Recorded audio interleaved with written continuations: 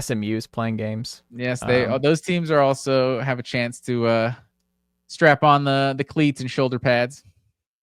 Strap on the cleats and shoulder pads. Well, speaking of those games here, Matt Green, College Football Playoff Round 1 home games on campus, first time ever this weekend. First up, the primetime game. We have to talk about it.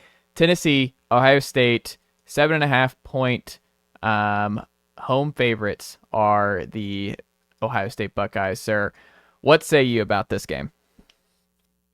So, do Tennessee fans think they're going to go in and take over the horseshoe? Is that what I'm hearing? I don't think it's take over. I think it's just going to be more evenly split than I think. And that's the embarrassing part for Ohio State is I think they just allowed a lot of Tennessee fans to get in the door here. And it's not going to be where it's like obviously orange because it's cold. And you know what most people have? Black jackets. They don't wear orange big. Well, you better jackets. get yourself an orange jacket if you're going and representing the Tennessee Volunteers. I don't know. They're already spending a lot of money on this game. I'm not going to ask them to spend $200 on an orange bundled up coat too. With this one, some are more committed than others. When the Dogs took over South Bend, Indiana, there was a lot of red in that crowd. It was obvious who took over that stadium, but. I think Josh Heupel in Tennessee on the road.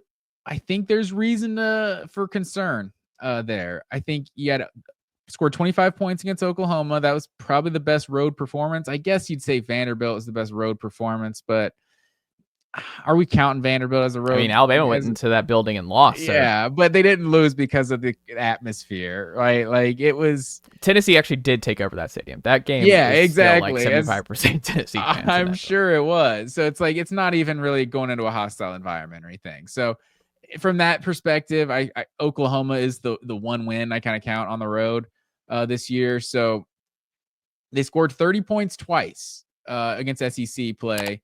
Against SEC competition, it was Mississippi State and Vanderbilt. Nico threw 9 touchdowns and 3 interceptions against SEC competition this year. 6 of those touchdowns were against Vanderbilt and Mississippi State. I still wonder what this Tennessee offense is after 12 games this season. Or I guess I don't wonder.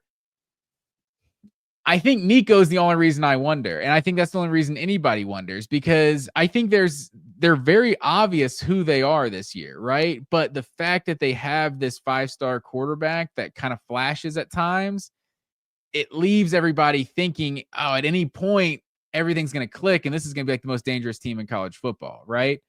But I just don't know if it's going to happen. And I don't know if Ohio State in the snow, is it going to snow or is that the other 2 games that it's talking about snowing? Yeah, it's supposed to snow, I think, in Penn State. It's just going to be really cold. I haven't seen snow in the forecast for this. I just think it's going to be below freezing. Yeah, so this is a really tough matchup for me because I feel like Tennessee is kind of built like a Big Ten team and they're kind of built like a Penn State or something. And this defensive line is really good, but I've gone back and forth on how I feel about Tennessee going on the road. I hear you.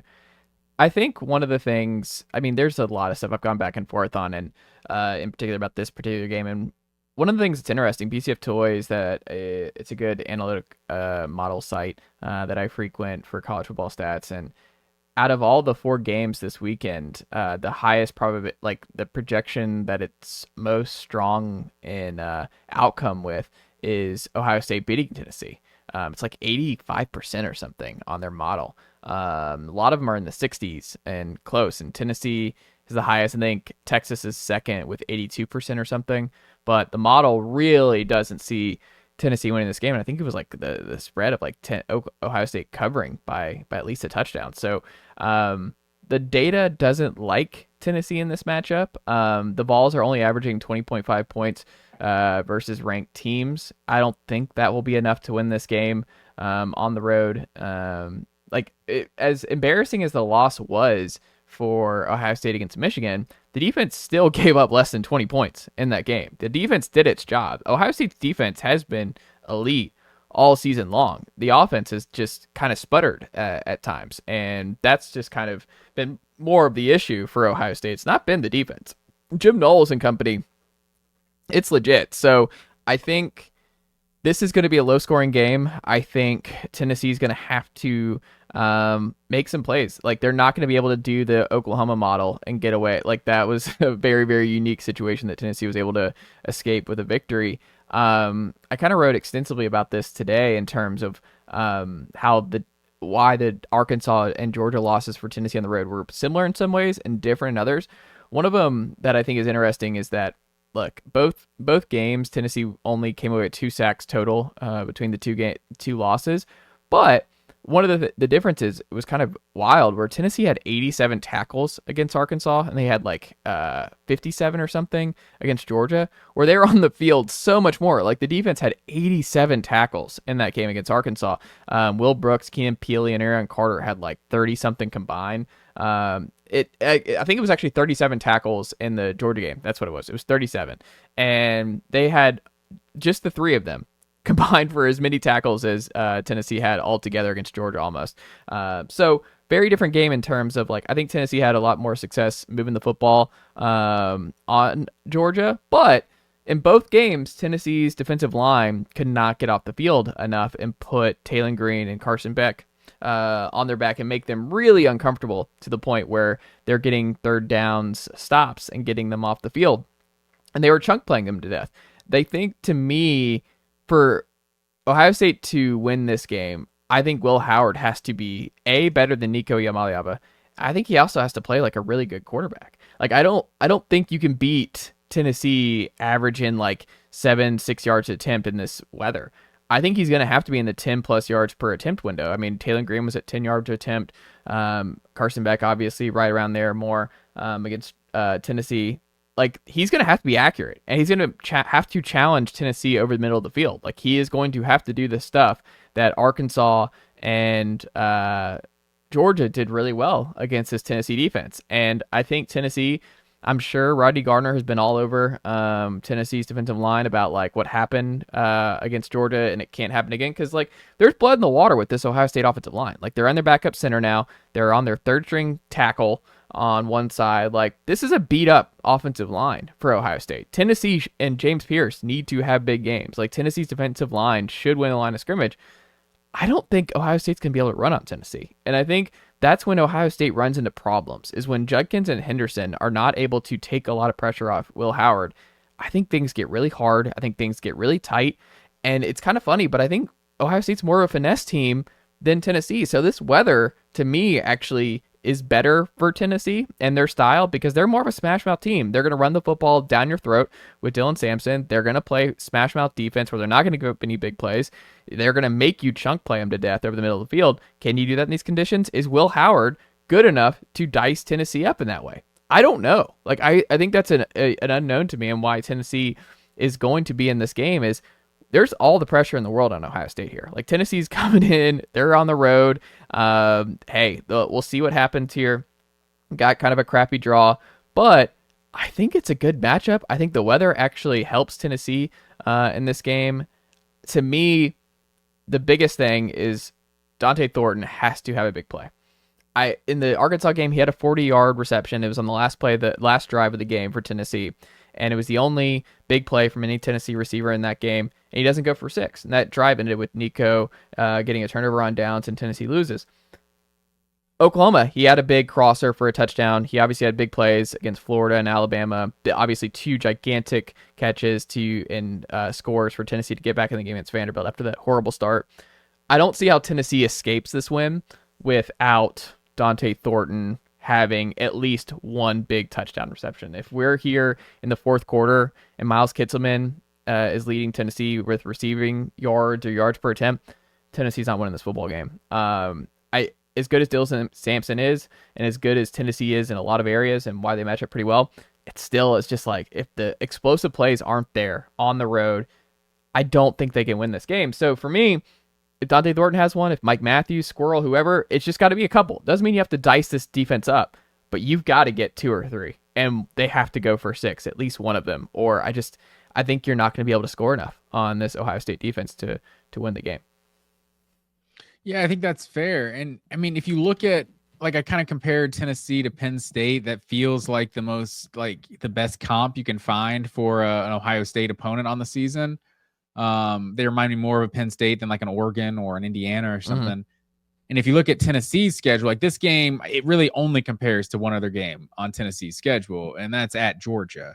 And Ohio State, obviously the weather could play a factor. Maybe it's just cold. Like these guys, if it's just cold, then like it's not that hard to play in just cold, right? Like if it's snow and the weather gets involved, but like Jeremiah Smith is the best player on the field potentially on Saturday.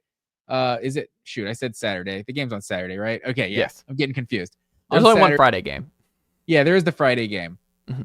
Like Jeremiah Smith is an absolute baller, and you saw how Georgia was able to have success on Tennessee's secondary, and Ohio State's playmakers are a lot better. I think Carson Beck's better than Will Howard, but you know the production is similar. But Ohio State's receivers are a lot better than Georgia's receivers. Ohio State, like the running game hasn't been nearly like as dominant as we kind of all thought it was going to be this year, but this defense is still just nasty. I think this is an Ohio State culture game personally. Like I think it's like the entire program is kind of under a microscope right now. Like I on my show yesterday, I compared this game to the 2021 Orange Bowl with Georgia and Michigan after Georgia lost to Alabama in the SEC championship. And it's just like Kirby can't beat Saban and Bama. We're not going to win anything with Stetson. And there's just so much negativity. It's like that kind of rallied, and we now know what Georgia's culture is kind of made of. And it rallied the troops. And, you know, they came out and had maybe the most dominant performance I've ever seen of any Kirby Smart team. Went up like 27-3, I think, at halftime. It feels like this is kind of a is it galvanization type of game for Ohio State. Like there's so much negativity, and it's like, yeah, we hate losing to Michigan. Yeah, that sucks. But like, it's also that didn't really affect anything. We could have gone to the Big Ten championship and won and been a top 4 seed, but we're in the playoff. If you're an Ohio State fan, like this team is still the most talented team in college football, probably from a roster perspective, top to bottom.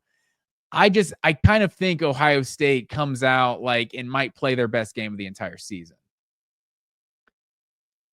With all that said, though, do you know how Ohio State's season ended last year, Matt Green? Their season ended last year. Did they play Missouri in the bowl game? Lost to Michigan and lost to a 10-2 SEC team in their bowl game. They lost to Michigan this year, playing a 10-2 SEC team here in their first playoff game. Do you have the SEC stats in front of you? Ohio State's record versus the SEC in general is awful. It's like post Urban Meyer, like it's not good. 15 or something in the last like 20, 30 years. It's not good. And that's why there's already like one of the weird parts about this game too is I think there's a lot of Ohio State fans that kind of deep down want to lose this game because I think they want to move on from Ryan Day. I think losing to Michigan 4 straight times has just driven them mad. And my gut is, like, doesn't it feel like that to you on the outside? It seems like Ohio State fans are not happy. And unless you win a national title this year, I just feel like they're kind of out on Ryan Day, even though he's just won a bunch and he is one of the 10 best coaches in college football. But I think it is interesting to me that the vibes are bad, I think, in Columbus. Like, where they're coming into this and they're embarrassed over the Michigan loss. And they're like, yeah, I get that we have the talent to win it all, but, like, this just sucks. Like, losing to Michigan bothers them more. Like, the worst case scenario for Ohio State is that, like, they beat Tennessee, they beat Oregon, and then get crushed by Texas. And then you're like, we're running it back. And you're like, God. Yeah. Like, it's just, that's like I feel like an Ohio State fan's nightmare is they win just enough to build back a little bit of hope with Ryan Day, and you just keep this going, this perpetual, like, almost James Franklin, like, situation in Columbus where you're winning a bunch, you're going to win double-digit games every year, but it just doesn't feel like you're going to get a natty. But he's here. won so much more than James Franklin, though. I mean, could James Franklin not win at the same rate at Ohio State with what he's shown at Penn State? At some point, you got to give him credit. Like, he's been the coach since like 2019. I'm not disagreeing. I'm just saying they're close. Like, James Franklin and Ryan Day are both top 10 coaches, so I think they're right there around each other. I tend to give Ryan Day a lot more credit than James Franklin, or I put him a lot higher on my list than James Franklin. According to some rando on Reddit, Ohio State is 1-13 all time against SEC in bowl games, and this dates back to 1978. but then the rest of those are since the 90s and a lot of them in the 2000s. So, 14-3 to Missouri last year too. I think, did they have a lot of opt-outs? I don't even know. Who cares? Yeah, not important. What we're going to do is I just don't think they're going to win this game. Like, I don't think Ohio State's going to beat Tennessee. I think Tennessee is just going to win this game. I think we'll know early on which way this game is going. I think there's a path. I think Tennessee's going to do some weird stuff, man. They've had 3 weeks to kind of prepare for Ohio State. And, I mean, it might be Boo Carter on offense. It might be the tempo's back.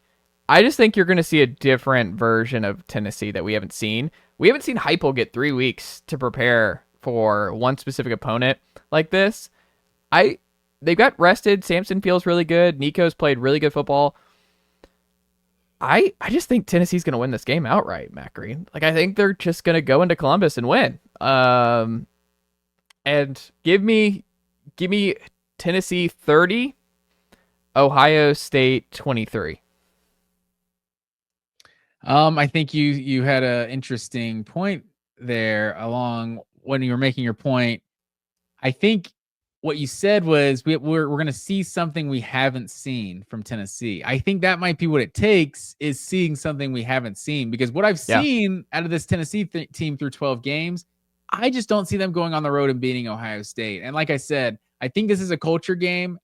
I think there's a chance that we look up at halftime and Ohio State's up 21-0. Like, I think it's actually has that type of potential. Like 21-0? I do. I think there's a chance Ohio State comes out, but that's what I'm saying. This is Ohio State. That's assault, brother. This is an Ohio State culture game, and I'm saying I don't know if they're built like that. There's a chance they come out and lay an egg, and there's all this negativity is seeping in the program, and Tennessee wins the game, and then maybe it is an indictment on Ryan Day and Ohio State's culture. But I tend to think this is a much more talented roster, and they're just going to come out. This is in the horseshoe, man. Like, they're just going to come out and kind of make a statement. I don't necessarily, I'm not saying it's going to be 21-0 at halftime. I see a scenario where that happens, but I'm going to take Ohio State to win and cover. What is it, like 7.5 now? I don't know if I do. 21-0? I don't know if I do like them to win and cover, but I do like the under. I did actually put some money on the first half under. Hold on, how are you going to say I'm not sure I like them covering? You have them going up 21-0 in this game. No, I'm saying I'd see a scenario of that happening. Like, I'm not saying I'm having visions, Sometimes these are simulations. Sometimes it pans out on the field, sometimes it doesn't.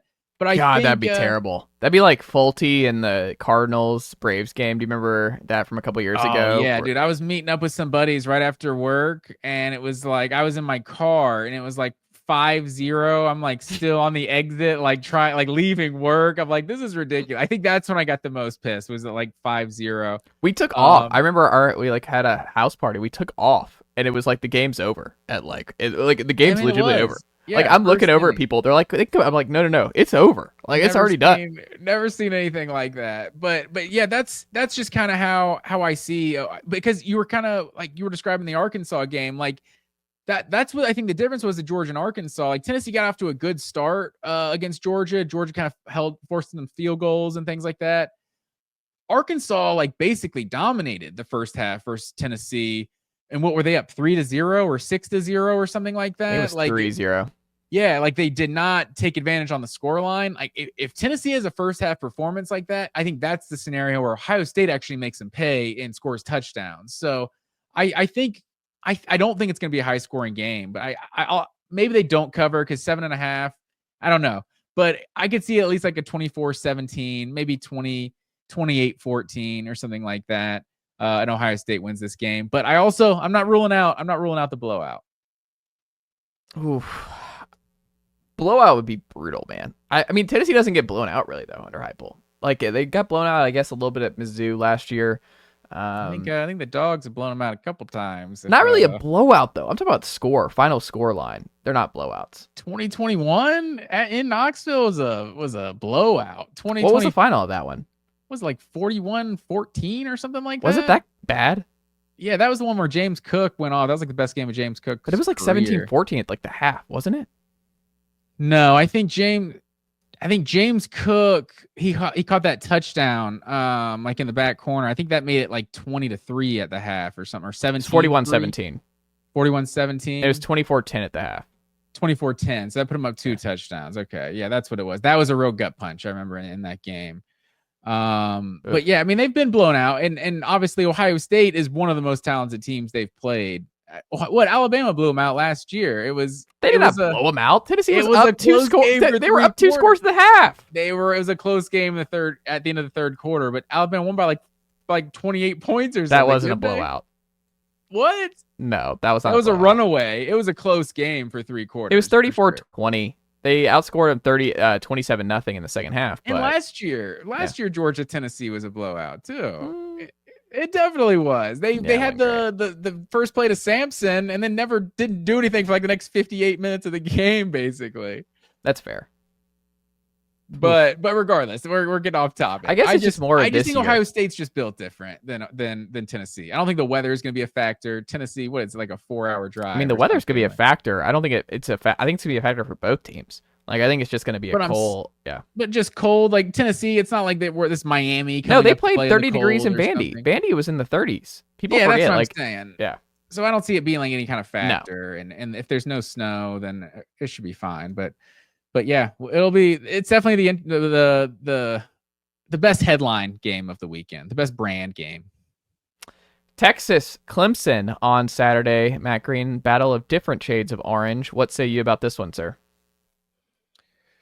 So I've gone back and forth on this one because I've been skeptical of Texas all season long. They've played 3 games in the SEC that weren't against bottom tier teams. They scored 15. Excuse me. First time against Georgia, scored 17 against A&M. Then they scored 16 in regulation against Georgia. So the offense has not really shown up when they've played good teams. All is Clemson a good team? Like, I don't know. Clemson is 1-3 when they've played top 30 FPI teams, and they've actually played 4. All 4 of those are top 14 FBI teams. Nicely done, nephew. The Chase Thomas Podcast. Hell yeah.